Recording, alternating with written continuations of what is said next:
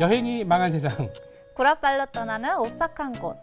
익스트림 랜선 여행 랜선 트림에 오신 것을 환영합니다. 일단 여러분들이 보시기에 웬 듣보잡 두 명이 앉아 있나 하시겠죠? 인사부터 드릴게요. 저는 아재 덕후고요. 안녕하세요. 체르노빌 소녀 심수진입니다. 꼬박꼬박 안녕하세요까지 하시네요. 일단 우리가 듣보잡이니까 여러분에게 우리가 누군지 간략하게 소개할게요. 여기 옆에 있는 체르노빌 소녀님은 정신 나간 여행자의 대표입니다. 왜 그러느냐? 일단은 국내 여행은요. 자전거 따릉이를 타고 인천에서 부산까지 여행을 합니다. 자전거 따릉이에요. 딴 게 아니고. 중앙아시아 여행에서 이탈리아 남자와 눈이 맞습니다. 그 다음에 그 남자와 자전거를 타고 안데스를 넘습니다. 이것만 해도 끔찍하죠? 그런데 안데스에서 자전거를 넘는 게 끝이 아니라 남미의 가장 땅끝 마을이죠. 우수아이아. 네. 거기 조금 더 가면 바로 남극입니다. 거기까지 여행을 해요. 그리고 익스트림 여행을 주로 하시는데 투르크메니스탄의 지옥의 불문이 네. 있죠. 거기도 가시고 그 여행 다음에 또 이란도 가셨었죠. 네, 이란 그래서 여행했죠. 앞으로 미국 여행은 앞으로 10년 동안 바이바이. 여러분 왜 그러냐면요. 미국이 지정한 적성 국가 몇 나라가 있어요. 네. 아프가니스탄, 이란, 투르크메니스탄 이런 나라를 여행하면 미국 비자 못 받습니다. 에스타 못 받습니다. 그런 데를 주로 가신 분이고 지금 체르노빌 소녀라고 소개하셨어요. 네. 소녀는 맞습니까? 저 오늘 까는 방송인가요? 네. 네, 몇 년 전까지 소녀였던 걸로 하고 네. 체르노빌 소녀라는 이름에 걸맞게 체르노빌을 한 번, 두 번도 아니고 무려 3번을 다녀왔었죠. 체르노빌을 3번씩이나 가셨고 그 내용들을 이제 잘 정리해서 책으로 내실 예정이시죠. 네, 올해는 꼭 내고 싶습니다. 이 얘기를 제가 3년째 듣고 있는데 채찍질 옆에서 열심히 해서 네. 체르노빌 소녀의 책을 볼 수 있었으면 합니다. 이상으로 체르노빌 소녀 소개였고요. 네, 그리고 아재 덕후님 같은 경우에는요, 일본만 200번 이상 방문을 하셨고, 네, 친일파 아닙니다. 골목도쿄라는 책도 출간을 하셨어요. 불운의 명저. 초기에는 나름 베스트셀러였는데 이제 아베 경제 테러로 일본 여행이 급감한 후에 이제 폭망을 해가지고요. 골목 시리즈 책을 5권씩 더 내기로 했는데요. 다 망했습니다. 무기한 연기가 돼가지고요.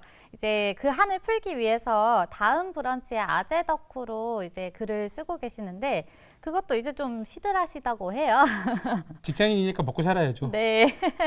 이분은 세상 모든 것의 덕후이신 분인데요. 특히 밀리터리, 역사, 과학, 그리고 요리, 그리고 세차, 자동차, 걸그룹까지 이제 덕질을 안 하는 분야가 없을 정도로 이제 세상 모든 것의 덕후인 아재 덕후님이십니다. 잡다한 인간 아재 덕후와 체르노빌 익스트림을 좋아하는 체르노빌 소녀가 익스트림 랜선 여행을 말씀드리겠습니다.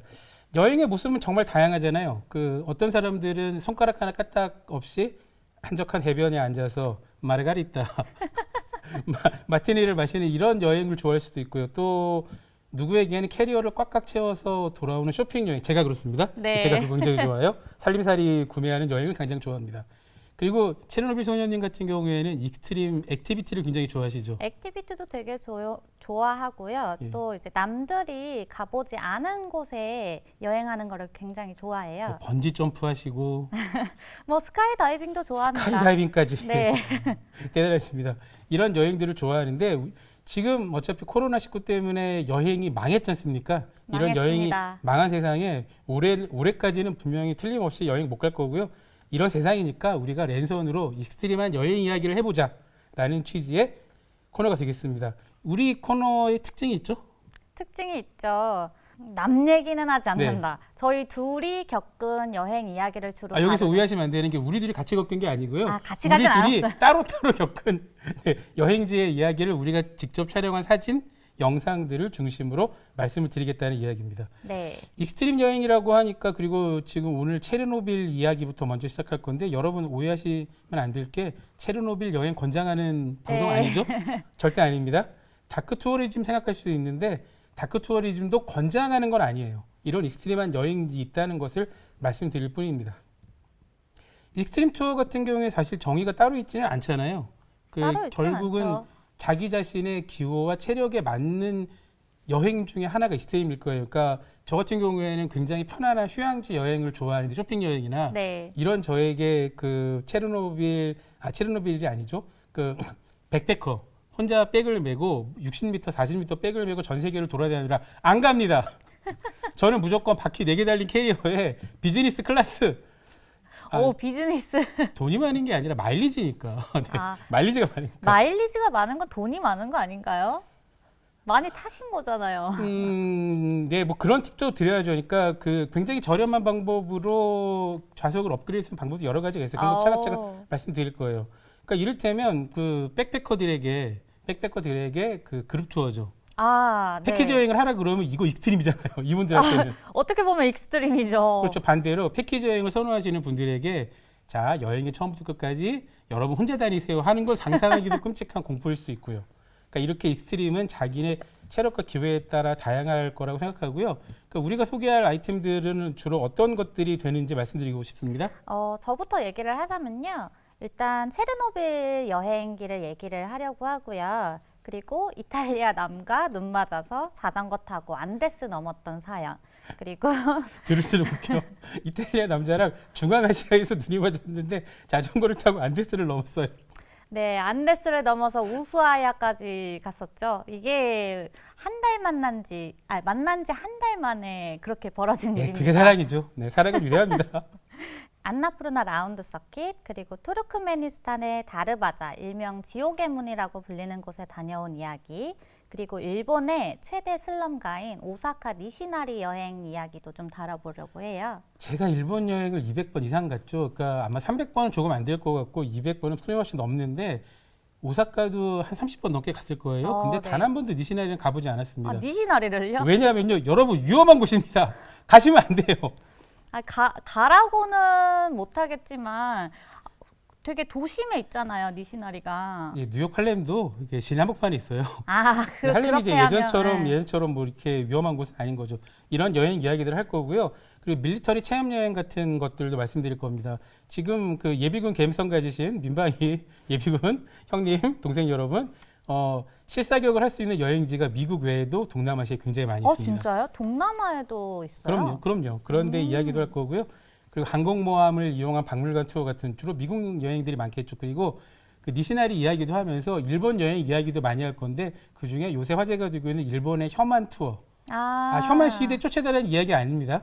그럼 혐한 투어는 무슨 투어인가요?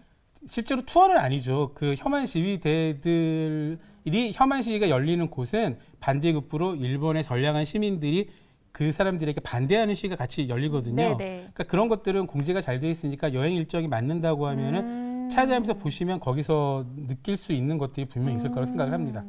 어쨌건 오늘은 첫 시간이고 체르노빌 그리고 체르노빌의 야생동물. 체르노빌 야생동물 이야기를 오늘. 네, 뭔가 의미심장하네요. 체르노빌 여행 3번째인데 야생동물을 많이 만나셨죠? 아무래도 3번이나 다녀오다 보니까 좀 다른 분들보다 다양하게 만났던 것 같아요, 동물들을. 동물하고 친한가요? 저는 동물 좋아하고요. 동물하고 친합니다. 평소에 스스로 그 짐승화가 돼 있다고 생각하십니까? 제가 짐승이요? 뭐 저도- 그렇게 말씀하세요. 예, 저도 개들하고 친해가지고요. 그래서 이렇게 내가 개 같아서 강아지들을 좋아하나 이런 개 생각 가끔 같으면 이제 해봅니다. 개랑 친한 건가요? 동물하고 친하다는 건데 뭐 네. 아무튼 체르노빌은 다들 잘 아시겠지만 우크라이나에 있고요. 아직도 그러신 분 계셔. 체르노빌 하니까 러시아에 있다고 네. 생각하시는데 러시아는 아니고요. 옛날 구소련이죠. 그러니까 러시아의 바로 아래에 있는 우크라이나의 수도인 키예프에서 약 100km 정도인가요? 100km 정도 떨어져 있죠. 그렇죠. 우리에게는 프리피앗이 제일 유명하죠. 체르노빌 발전소 네. 인근의 마을이니까. 네네네. 그래서 실제로 거기 체르노빌 원전에서 일하던 사람들이 살던 그렇죠. 마을이니까. 실제로 프리피앗 보면 굉장히 그 80년대 소련의 그 공산주의 소련이 굉장히 강대하던 시절에 영향을 집대성했던 느낌이랄까? 맞습니다. 모든 과학의 이제 집결지가 과학도 과학이지만 일단 그 시민들을 위한 휴양 시설도 굉장히 많았고. 네, 되게 많이 있고 되게 좀 뭐랄까 첨단 도시였죠 그 당시에는. 실제로 복지도 굉장히 좋았었고요. 네. 근데 한순간 망했죠. 자, 체르노빌 발전소의 정식 명칭이 깁니다. 원래 옛날 그 공산주의권들이 이름을 굉장히 거창하게 지어요. 체르노빌 발전소가 아니라 블라디미르 일리치 레닌 원자력 발전소. 근데 이게 더 길어요 사실은. 블라디미르 일리치 레닌 기념 체르노빌 원자력 발전소. 기념 체르노빌이 네. 붙는군요. 여기까지가 정식 명칭입니다. 체르노빌은 러시아어죠. 이게 러시아어로 검은 풀? 검은 숲? 체르노빌이요. 영어로 표시했을 때 그렇게 발음이 나고 이 영어 발음을 영어식으로 발음하면 체르노빌이고 네네 원래는 초르노빌이라고 발음을 하는 게 맞는데 그 초르노빌이 초르노가 검은이고 빌이 잎사귀라는 뜻이에요. 그래서 검은 잎사귀라는 뜻을 그렇군요. 가지고 있습니다. 검은 잎사귀였는데 지금은 방사능에 가장 직격으로 피폭돼서 검붉은 숲이 되어버렸죠. 네네네. 실제로 그 방사능 낙진 중에 숲에 쌓인 게 가장 위험하죠. 아무래도 그 86년 사고 이후로 거의 희석이 되지 않았으니까. 왜냐하면 토양 깊숙이 계속 그 방사능 물질이 남아 있기 때문에요. 그렇죠. 그 나무에 묻은 낙진들이 비가 오면 그대로 토양에 네네. 습득되니까 끔찍하네요. 체르노빌 소년님은 3번씩이나 가셨어요? 네. 일단 경로가 굉장히 궁금합니다. 우리나라에서 한 번에 가는 직항은 당연히 없겠죠? 당연히 없습니다. 지금 같은 경우에는 뭐 요즘에는 또 비행기가 워낙 안 떠가지고 어떨지 모르겠는데 그 코로나 이전만 해도요. 최소 2번 이상 그렇죠. 2회 경유는 기본이겠죠. 네, 2회 경유는 기본으로 가야 했는데요. 저는 2015년에 방문을 했었어요. 그 당시에는 우크라이나랑 러시아가 직항 노선이 있었던 시기라 가지고 저는 러시아로 갔다가 우크라이나로 그런 식으로 비교적 편하게 가셨네요, 갔었고요. 그때는. 비교적 편하게 갔는데 2번째 제가 방문할 때는 이전처럼 러시아를 통해서 가면 되겠지 해가지고 편도를 이제 구매를 했어요, 티켓을. 네.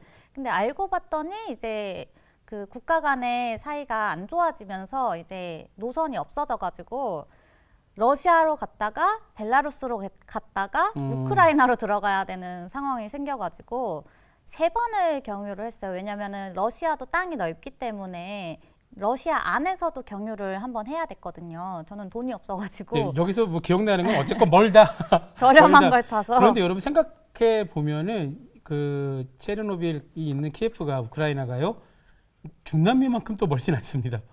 그렇게까지 멀진 않죠. 그렇죠. 사실은 유럽 가는 길목인 건 네, 거니까 네. 그러니까 사실 직항만 없다 뿐이지 그렇게 멀지는 않다는 거 말씀드렸고 오늘 주제기도 한데 체르노빌을 하면 항상 떠오르는 그 사진이 하나 있죠. 괴물매기. 네. 괴물매기가 있죠. 그 사람들이 방사능하면 가장 호기심을 갖는 게 돌연변이에요. 돌연변인데 아무래도 그래서 체르노빌 관련해서 이제 그 배경으로 만들어진 게임 같은 경우에도 항상 괴물이 출연을 하거든요. 그렇죠. 근데 이 괴물매기 같은 경우에는 체르노빌 그 괴물매기가 강바닥 진흙에 있는 방사능 때문에 거대한 변종매기가 됐다고 알려져 있어요. 근데 사실 이 매기들은요, 이런 변종매기가 아니라 웰스매기라고 유럽에서 흔히 서식하는 대형 매기목 중 하나거든요. 원래 지금 영상을 저희가 보고 있는데 이건 직접 촬영하신 영상이죠. 네, 제가 진짜 이 영상만 보면은 메기가 얼마나 큰지 얼핏 감이 안 잡혀요. 어느 정도 크기입니까? 근데 보시면 알겠지만 옆에 작은 물고기들이 헤엄을 치고 그러네. 있잖아요. 이 친구들이 그 사람 팔뚝만 해요. 잉어인가요? 얘네는 뭐지? 뭐 잉어인지는 모르겠는데 크긴 쟤네들도 되게 큰 진짜 크네. 쟤네들도 되게 큰 물고기인데 네. 그 옆에 넘실거리면서 이제 메기가 지나가는 걸 보면은 얼추 이제 감이 오실 겁니다. 얼추 1m는 무조건 넘겠네요. 저 던져주는 빵도 되게 큰 바게트 빵 같은 거를 뜯어가지고 주는 거거든요. 그럼 실제로 체르노빌 인근에 있는 괴물 메기는 사네요. 저 몸집만 보면은 괴물로 불릴 법도 하기는 하죠. 원래 태생부터가 몸집이 큰 메기라서 수명이 50년까지도 살 수 있고 최대 6m까지도 자란다고 하니까 뭐 그렇게 불려도 이상할 거는 없는데 문제는 이제 기자들이 확인 없이 무분별하게 나른 기사에서 끔찍, 충격, 공포라는 수식어랑 함께 이제 방사능 괴물이 됐던 거라서. 그래서 이제 과학이 정말 중요한 건데요. 그 방사능이 생명체에게 가장 끼치는 나쁜 해악은 DNA 구조를 파괴하잖아요. 네, 그러니까 당연히 돌연변이 생길 수 있습니다. 그런데 이렇게 거대한 괴물 메기가 커지는 거요. 그러니까 그 고지라 영화 고질라의 1950년대 일본 원작을 보면 미군이 핵폭탄 실험을 해서 거기에 그 있던 괴물이 방사능으로 변형돼서 뭐 크기가 50m짜리 커진 거잖아요. 네네. 근데 DNA 사실이 파괴되면은 그렇게 커질 수가 못해요. 없습니다. 예. 그 전에 죽어요. 그러니까 이렇게 커지는 거는 방사능과 관계없이 원래 애들 종이 컸던 애들이고 네. 그리고 체르노빌에 사람들이 안 가게 되자 잡아먹는 사람이 없어져서 아, 네. 애들이 열심히 무럭무럭 수명대로 자라서 커졌다. 이 친구들이 여차하면 비둘기도 잡아먹는 애들이란 말이에요. 근데 얘네들의 천적이 딱 하나 인간밖에 없어요. 아니 비둘기는 펠리컨만 잡아먹는 줄 알았는데 메기도 비둘기를 펠리컨도 잡아먹나요? 그래요? 아니 펠리컨 중에 큰 아이들은 펠리컨 육식조류입니다. 아, 그래요? 예, 펠리컨이 기본적으로 생선 많이 먹잖아요. 네. 뭐 그 햄버거도 훔쳐 먹고요. 아, 예, 뭐 비둘기 잡아먹고 작은 새 잡아먹고 그래요. 그래서 좀 무시무시하네요. 인간이 없다 보니까 다른 지역보다 거대하게 자라면서 더 오해를 불러일으키지 않았나 싶기도 하고요. 다른 동물도 좀 한번 봤으면 좋겠어요. 지금 보면 너무 귀여운 개님이다. 어우 귀여워. 너무 귀엽죠? 이 사진도 직접 찍으신 거죠? 네네, 제가 찍은 겁니다. 여기는 프리피앗 근처인가요? 어디죠? 프리피아트 쪽이죠. 이 개를 보면 이게 촬영하신 게 몇 년도예요? 이게 2016년도에 촬영한 사진이에요. 16년도라 그러면 이 개는 틀림없이 들개일 거고 그리고 체르노빌 사고가 벌써 30년이 훨씬 지났으니까 그 체르노빌 사고 때 살아남았던 개들의 뭐 3세대나 4세대 아, 네네. 정도일 확률이 되게 높네요. 네, 맞습니다. 체르노빌 사고가 일어난 이후에 사람들이 빠져나가고 나서 이제 방사능 오염의 확산을 방지하는 목적으로 청산자들이라고 불리는 분들이 이 모든 동물들, 개, 고양이, 뭐 그 청산자를 표현하니까 되게 순화된 표현인데 네. 사실은 그냥 사람을 죽일 수는 없으니까 사람은 병원에 치료를 하는 게 아니라 사실은 격리시킨 거고요. 그때 그 피폭자들은 네네. 동물들이 벗어나면은 방사능 확산이 되니까 그 근처에 사는 동물들을 죽인 거죠. 죽인 거죠. 예, 총으로 쏴 죽이기도 하고 잡아서 포획해 죽이기도 하고. 이제 총으로 쏘다가도 총알이 떨어지면은 산채로 매장하기도 했다고 해요. 다른 동물들의 시체와 함께. 그래서 이때 피해자들의 인터뷰를 실은 책인 체르노빌의 목소리에 보면은요. 책 제목이 체르노빌의 목소리인가요? 네, 체르노빌의 예, 목소리입니다. 우리나라에도 출판이 됐습니까? 번역이 돼서 출판이 되어 됐고 있죠. 체르노빌의 목소리. 네. 네. 거기에 보면은 이제 청산자 중에 한 명이 말을 하는 게 있어요. 네. 멀리서 죽이는 게 더 나았어요. 눈을 피할 수 있으니까. 라고. 청산자라고 불렸던 그 동물 사냥 부대가 군인도 있었고 민간인도 있었죠. 네, 맞습니다. 예, 그러니까 자기 집에서도 같이 기르던 반려견이나 동물들이 있었을 텐데 네. 보면은 되게 짠하죠. 네, 그래서 자기 고양이 죽이지 말라고 막 애절하게 말하셨었던 할머님도 계시고, 그렇죠. 네, 되게 체르노빌 소녀님이 만났던 강아지들을 찍은 영상이 있죠. 지금 보시고 계시는데 아니 이걸 보면 그냥 집에서 기르는 개들 같아요. 들개들은 보통 사람들을 되게 경계하지 않나요? 근데 경계하는 친구들도 있고 사람들한테 가까이 다가오는 애들도 있어요. 근데 조금 짠했던 게 경계하는 친구들은 약간 사람한테 곁을 내주지 않으면서도요. 계속 그 사람들 근처를 맴돌아요. 먹을 것 때문에 그런가? 아니요. 먹을 거를 줘서 그런 게 아니냐고 말씀하실 수도 있는데 그 애견인들은 알잖아요. 그 사람의 애정을 갈구하는 몸짓과 눈빛이 있잖아요, 개들이. 그렇죠. 근데 보통 들개들은 2세대 정도가 지나면 네. 그 사람하고의 커뮤니케이션의 친밀감을 느끼는 거는 엄마견 혹은 그 아빠견으로부터 학습되는 건데 그 광경을 보면서 이 아이들은 그런 경험이 없을 때에도 불구하고 참 신기하죠. 눈빛이 신기하네. 네. 그나마 다행인 거는 이제 체르노빌 좋은 례를 떠돌아다니는 이 개들이 좀 병에 취약할 수밖에 없거든요, 질병에. 당연히 뭐 그거야. 네. 야생 것만 해도 당연히 취약할 텐데. 네. 예. 그래서 국제단체에서 도움을 주고 있다고는 해요. 네, 그러니까 실제 보면 요새 이거 뭐 체르노빌에 유기된 동물들을 보고 이런 말 하는 건 좀 죄송스럽게 하면 요새 그런 말 하잖아요. 시골의 자부종. 아니 시골 잡종. 예, 시골 그렇게 잡종. 말을 하는 예, 근데 거였어요? 그 강아지들이 저 몰랐어요. 약간 시골 잡종 느낌이 들어. 그러니까 여러 종들이 섞여서 네네. 도저히 뭐 견종은 진짜 모르겠네요. 어쨌건 들게임은 틀림없어 보입니다. 그러니까 여기서는 궁금증이 들어요. 체르노빌 소년님은 뭐 때문에 체르노빌을 3번씩이나 가신 거예요? 되게 많은 분들이 제가 체르노빌에 갔다 왔다고 하면은 그 여행 이야기보다는 사실 제가 왜 갔는지를 되게 궁금해 아니 한 번도 하시더라고요. 아니고 3번씩이니까. 네네. 사실 국내에서도 체르노빌 여행자들이 생각보다 늘었죠. 그래서 네. 한 번씩 가신 분들은 저도 많이 봤어요. 유튜브 많이 보시는 분들 중에서는 그 여행 유튜브로 유명하신 빠니보틀님도 네네. 체를 갔다 봤습니다, 오셨고, 저도. 그 다른 분들도 많이 갔다 오셨는데 저는 2번 간 사람도 거의 못 봤는데 3번 간 사람은 당연히 체르노빌 소년 한 분밖에는 모르겠습니다. 이유가 뭘까요? 저는 사실 성인이 될 때까지 체르노빌 사고를 알지 못했어요. 되게 부끄러운 말이기는 한데. 아니요, 그러실 수 있죠. 체르노빌 소년님은 체르노빌 사고 이후 한참 뒤에 태어나셨으니까. 예, 저는 이미 충분히 성장했을 때 사고가 났었고. 네, 제가 태어나기 이전에 벌어졌던 사고라서 잘 몰랐는데 우연히 그 이야기를 접하게 되면서 체르노빌 이야기에 미치도록 빠져들게 됐었던 거죠. 사실 방사능이라는 게 우리의 호기심을 자극하는 소재잖아요. 네? 방사능이요? 안 그런가요? 방사능은 그냥 무서운 겁니다, 여러분. 근데 이제 많은 사람들의 호기심을 자극하는 소재입니다. 그렇군요. 근데 저는 그것보다는 사고를 수습하는 과정에서 피해자들의 이야기라든지 아니면 삶의 터전을 송두리째 빼앗긴 건 아니지만 그렇게 되신 분들의 이야기에 더 집중을 하게 됐었던 것 같아요. 우리가 이야기는요, 앞으로도 그렇구나. 앞으로 더 차분차분 자세히 얘기해 볼게요 라고 말씀을 드리려고 했는데 우리께 재미없으면 그냥 2, 3회 만에 끝낼 수도 있겠구나.